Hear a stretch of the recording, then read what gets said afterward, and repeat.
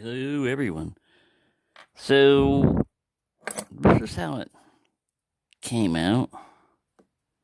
So I can get this guy to zoom in some. The bottom part right here is, I took a file and I started doing this. And this is not metal, this is epoxy. So it's kind of plasticky and it started to delaminate, which is not what we want. But, I haven't tried it out yet.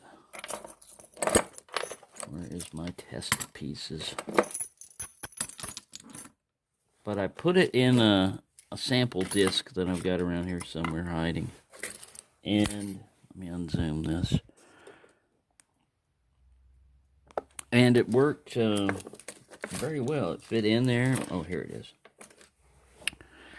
Alright, so there's our sample disc. And it fits in.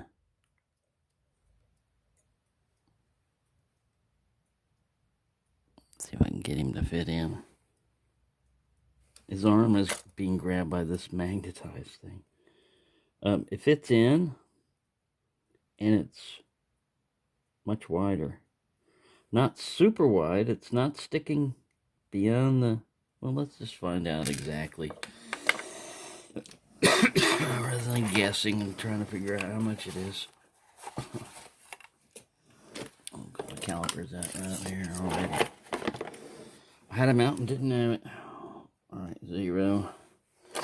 How thick have I increased this to? I tried, yeah,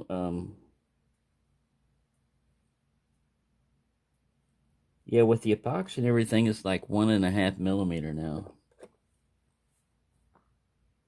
This side's a little thicker over here. That's what I was trying to... It's not like 2 millimeter on this side.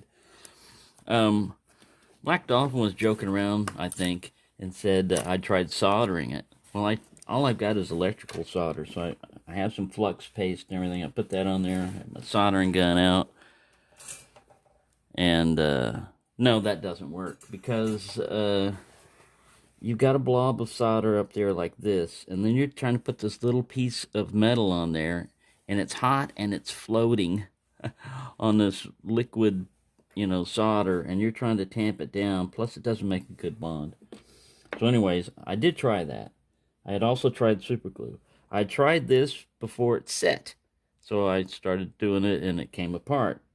So I left this overnight, and now we're gonna give it a test run on this guy right here. Let me pause and get my tweezers. I've got them in the other room, I think. No, let me look before I run away. Yep, let me pause this. Yeah, I had them in the other room because I was messing with just the Chinese Disc Detainer last night, playing around with these, and got disc detainered out, basically. So, let's see how well this thing works. Oh, one of the advantages I've noticed this is, look, it no longer falls down there annoyingly and gets trapped in that slot. So, already, we have an improvement. I'm going to tighten these arms up. And let's give it a test run. Fits in there perfectly fine. This little piece, man, those pieces also. I cut off a Peterson broken pick, Started off, I had one piece, I dropped it somewhere. I looked around for it, couldn't find it. Made another one. When I clipped it, it went flinging off somewhere. Couldn't find it. Yeah, this is much, much better. I don't expect it to last, because you do torque these discs quite a bit when you're trying to move them.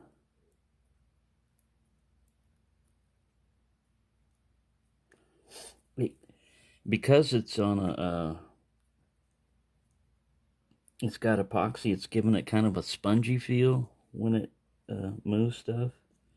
It's probably taking this head off. No, it's still in there.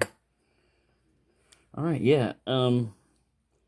If it's a solid piece of metal, either welded or put in there solidly, you would lose that spongy feel, and you get, a more precise feel. But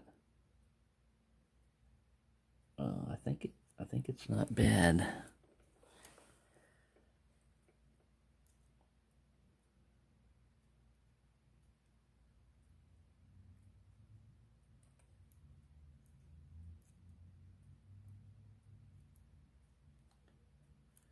Yeah, I can definitely feel the disc now, and turn them, and stay on them.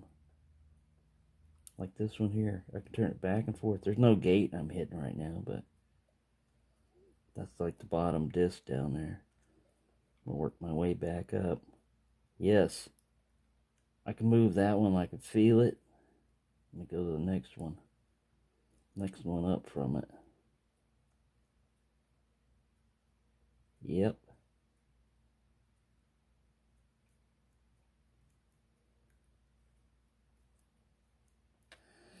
The only thing is, it really changes the feel of the tool, because the head now, when it engages, kind of like sponges, like a hard rubber.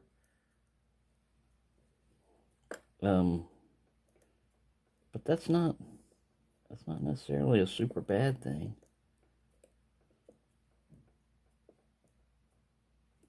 Yeah, if they would have increased that head diameter by, instead of making it 1/2 millimeter, add another millimeter to it, like 1.5, and make that for the Chinese one.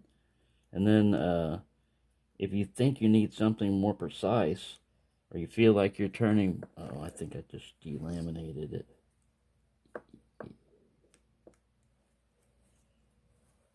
Yep. Yeah, see, it just came apart. Yeah, I didn't think that would last very long, but I thought it would last at least for one lock. Come out of there now. Come out of there, you. Huh. Yeah.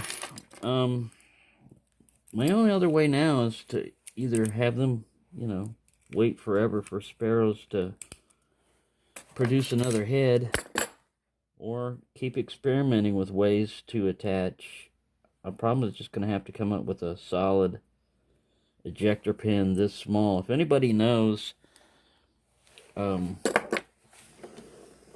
something that I could use, I don't mind if it's round and I've got to grind the head down and stuff like that, because I've got a bench grinder and files and stuff like that. But the main thing is the shaft diameter, which is 1.5 millimeter.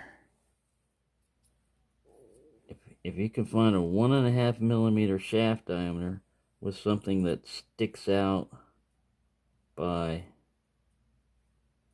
5 millimeters, then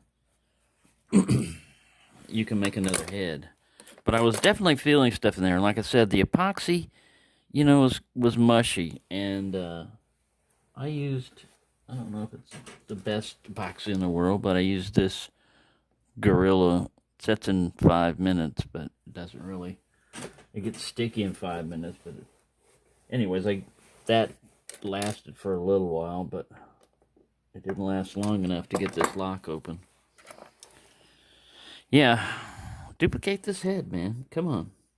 I mean, it looks like the Chinese did this fairly crudely, but it works because it's thicker.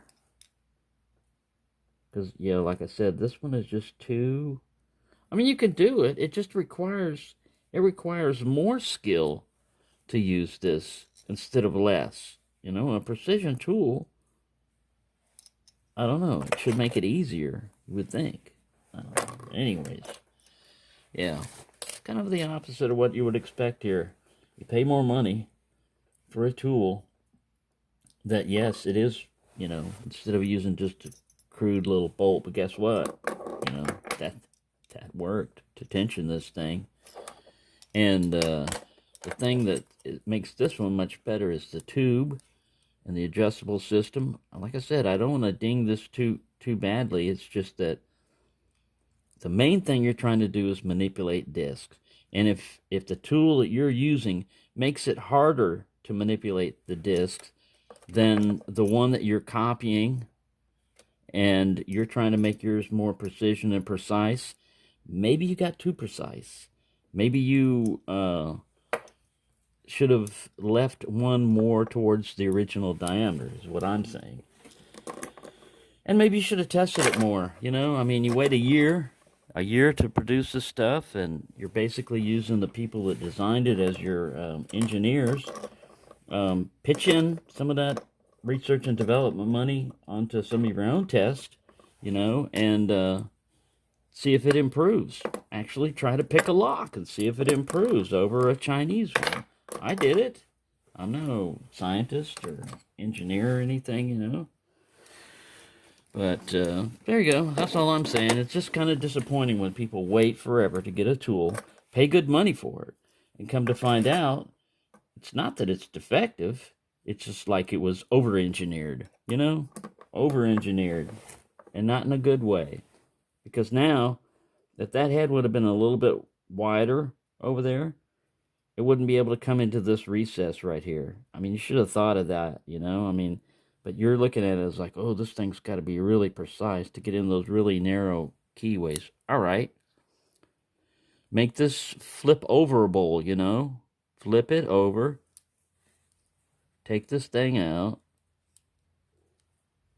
And instead of going, you know, 100 miles with it and everything, make a solid head, like one of these. Or offer two pieces right here. Besides that, offer this other one, you know.